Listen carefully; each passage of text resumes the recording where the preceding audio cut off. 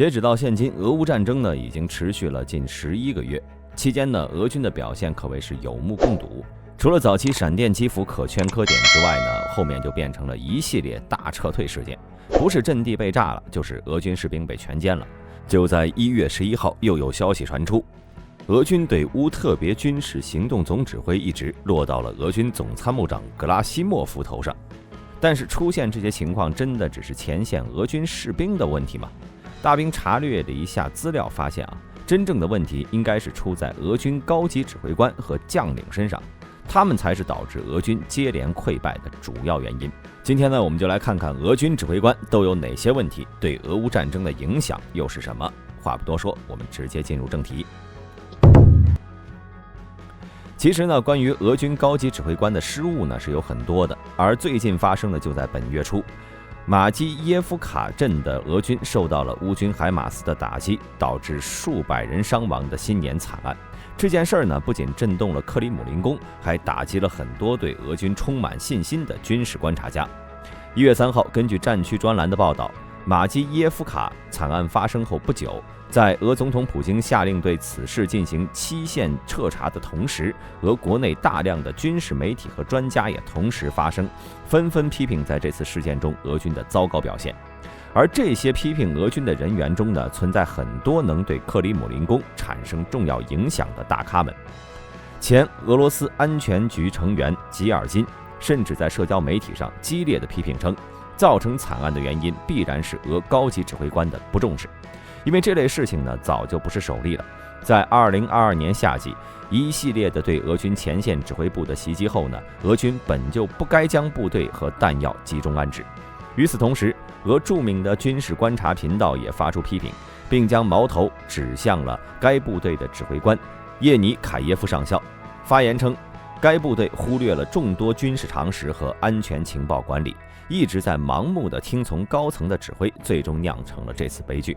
在此之前呢，俄罗斯国内的专家和观察组织大多都对俄军的行动充满信心，并且对俄军取得的战果是予以肯定。这次他们如此严厉地批评本国军队，可见心中是有多么失望、愤怒和悲伤。至于造成这次悲剧的主要原因呢，首先其指挥官叶尼凯耶夫犯下了一个致命的错误，将大量的部队士兵，特别是新兵，全部安置在一栋未经特别加固并且存放了大量弹药的战区建筑内。在遭到乌军海马斯袭击时呢，他们根本没时间寻找避难所和防空洞，仅仅是内部弹药产生的讯爆就造成了大量的俄军新兵阵亡。这种失误别说是在前线了，就算是在大后方也不能这样忽略安全常识。这也难怪俄军的专家们愤怒地表示，这件事必须追究俄军指挥官的刑事责任，将这位犯下错误的指挥官送上军事法庭。另外呢，就算是俄军真的要将士兵和弹药安置在一起，最基本的情报和安全管理肯定是要做好的，避免被乌军发现，从而一锅端。但实际情况却恰恰相反，俄军完全没有管理新兵的手机，倒是士兵手持手机在社交媒体上大量发布自拍，间接或者直接地暴露了俄军许多位置情报。再加上俄军内部可能存在的乌军内鬼，俄军的前线设施想不挨炸都难。并且呢，这种事情早就不是第一次了。前不久，曾有俄动员兵在社交媒体上发布了格鲁乌特种部队和自己在赫尔松一处俱乐部的合影，乌军随即闻讯而来，使用远程火箭将俱乐部炸毁了。这次事件直接导致大量的俄军士兵伤亡。在长达11个月的战争期间呢，这种事情已经是时有发生。但是呢，尽管有着这么多的前车之鉴，俄军却依然死不悔改，确实令人失望。除此之外呢，俄高层准备不足和对战场局势的误判也是导致这次悲剧的重要因素。他们根本没有考虑到俄军基层缺乏冬季作战所需的保暖和防寒设备，再加上此前丢失的150万套冬装，这也导致了俄前线部队只能将大量的新兵集中安置的一个重要原因，间接地为乌军袭击创造了绝佳条件。另外呢，由于俄高层急于扭转局势，想要重新获得战术上的主动权，所以要求基层部队更积极地发动进攻。这使得很多俄军部队不得不将部队向前部署，导致大量的俄军处于乌军远程火力的打击范围，生命安全随时会受到威胁。虽然此前一些俄军专家表示，许多人希望苏罗维金上任后可以解决俄军目前暴露的许多问题，但是马基耶夫卡悲剧的发生恰恰证明了俄军还是没有吸取教训，仍在犯此前已经多次犯下的愚蠢错误，而承担这些错误的代价的只能是那些无辜的俄军基层官兵。那么为什么俄军这些高级指挥官经常犯这些如此低级的错误？大兵查阅了一下他们的出身果然不查不知道，一查有大问题。他们的出身竟然都不正规。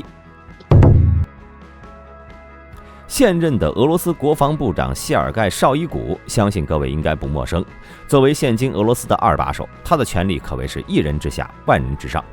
但你知道绍伊古一开始是干什么的吗？1955年，绍伊古出生于苏联的图瓦自治州的柴旦市。当时苏联国力还非常强盛，国内局势稳定，因此他在少年时并未想过进入军队，而是按部就班地升到了大学，并将建筑学作为自己的主业。在那时候的绍伊古看来建筑学是一门既需要理工科知识支持，又需要人文素养的综合学科。所以上学时绍伊古除了学习建筑学所需的物理力学、材料学之外还阅读了大量的艺术人文方面的书籍。毕业后，他如愿成为了一名建筑师。但是好景不长，在毕业后不久美国和苏联之间的关系愈发紧张。虽然当时的苏联军事力量十分强劲，但是为了应对美国可能发动的种种行动，苏联积极组建了许多预备役部队。绍伊古考虑种种问题之后最终还是加入了预备役部队，而且一进入预备役就成为了中尉。要知道那个时候从新兵到中尉中间可是有着10个级别的，一个建筑师能在20几岁就拥有中尉军衔，不说别人，大兵反正是很难理解。后来有人猜测可能他曾经参与过情报类工作，但这样的说法至今未得到绍伊古的承认，也不存在任何切实的证据。不过他虽然进入了预备役部队，但是绍伊古并未参加任何作战工作，其主要任务仍然是和建筑有关，每天都会消耗大量的时间来钻研如何让建筑更美更完善。不久他的上级就注意到了刻苦的绍伊古。1988年，绍伊古开始担任苏共阿巴干市第2书记，依然是主要负责基建工作。1990年，绍伊古被提拔为建工委副主席。1991年，随着苏联解体，已经开始踏入军政界的绍伊古已经是当时有些话语权的官员了，于是选择了叶利钦作为自己的追随对象。绍伊古反在之后的政治生涯中平步青云，虽然仍然从事建筑类工作，但他十分强硬的个性在叶利钦执政期间还是比较受欢迎的。后来叶利钦当选俄罗斯总统，将绍伊古提拔为少将。从中尉到少将中间是隔着5个军官的称谓，对于大多数人来说那都是要一级一级升迁的，而绍伊古却直接升到了少将。好家伙，原来俄罗斯将领都是这样来的。到了1994年，绍伊古开始担任俄紧急状态部部长。1999年，普京当选俄罗斯代总理。由于当时的主要任务是解决车臣问题，于是叶利钦便让绍伊古和普京共同合作。后来虽然俄罗斯损失也不小，但也算是解决了问题。2000年，叶利钦退位，普京成为俄罗斯总统的有力候选人，绍伊古开始坚定地支持普京。不久，普京成功当选了俄罗斯第2任总统。2012年5月，绍伊古开始担任莫斯科州州长。同年11月，普京解除了谢尔久科夫的国防部长职务，任命绍伊古为国防部长。当天晚间，普京再次签署命令，由绍伊古接替谢尔久科夫国家安全委员会委员的职务。与此同时，在2012年之前，由于俄军正处于一个比较混乱的状态，军中的贪污腐败问题十分严重。为了解决这个问题，普京便将其交给了绍伊古，自此接过了整改俄军的重任。然而好景不长仅任职3年后，俄罗斯反对派活动家阿列克谢·纳瓦尔尼就揭露出绍伊古在莫斯科郊外拥有一座价值1800万美元的豪宅，是以他的女儿的名义注册的，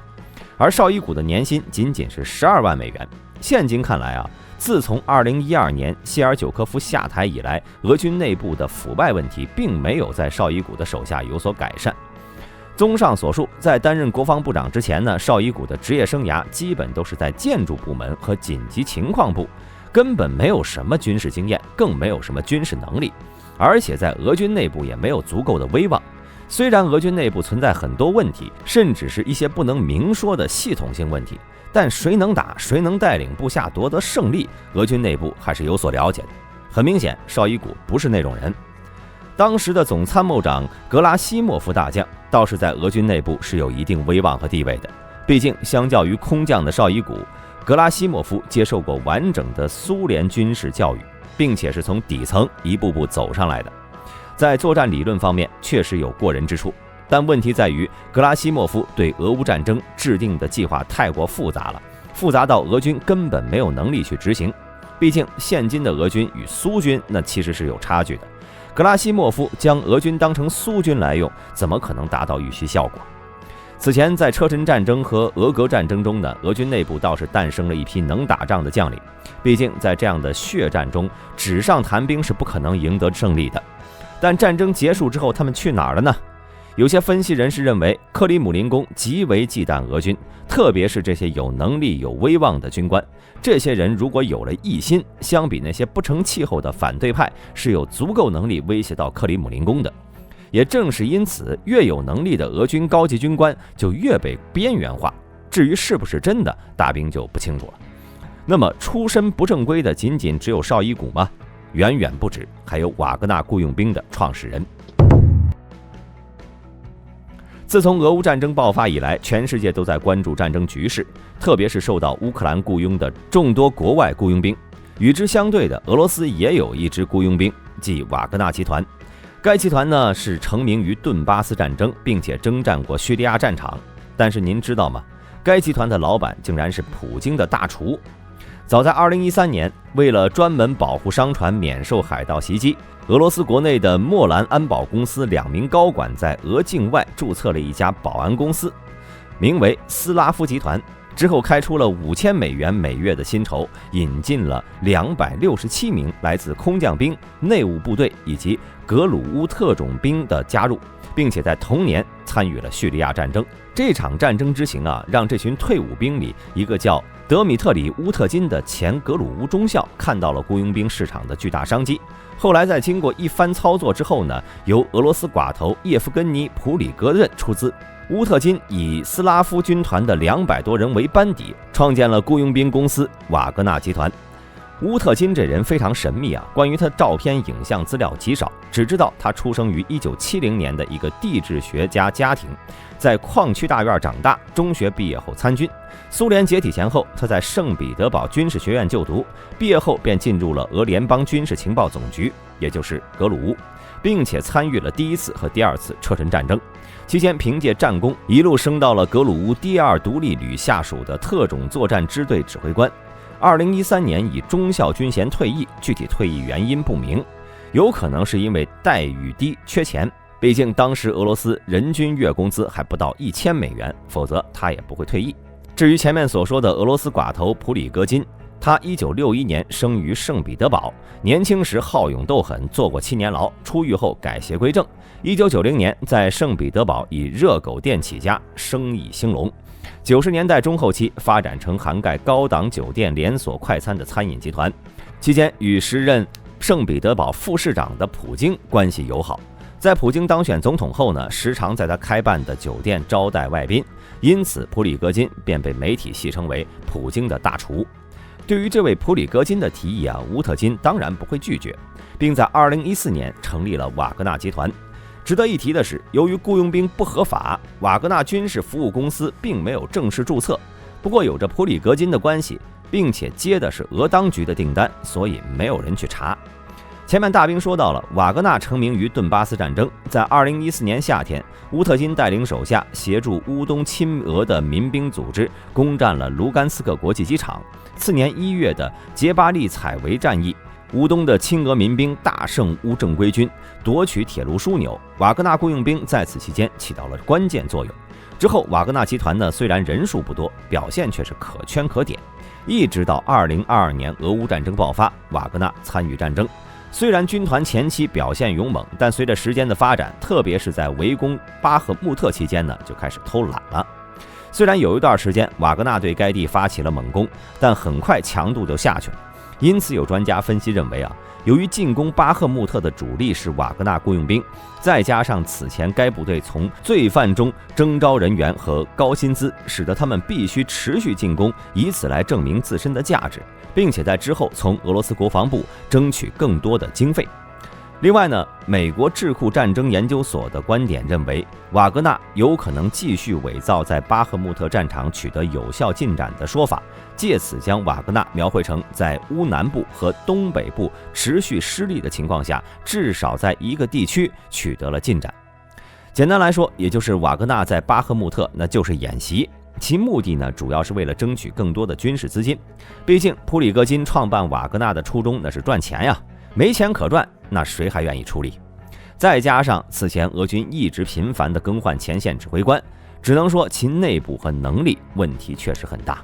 总结来说，现今的俄军的高级指挥官和将领的组成是非常复杂的，军事经验和能力也是参差不齐。与能力相比，俄高层更看重出身。实际上，不止在俄军队内部，在俄罗斯安全部门出身的人员往往更容易获得升职。这也就是为何那些安全部门的人在毕业后会雇佣各种豪车在莫斯科街头庆祝。毕竟，一旦进入到安全部门，也就意味着你不再是一般的俄罗斯人了。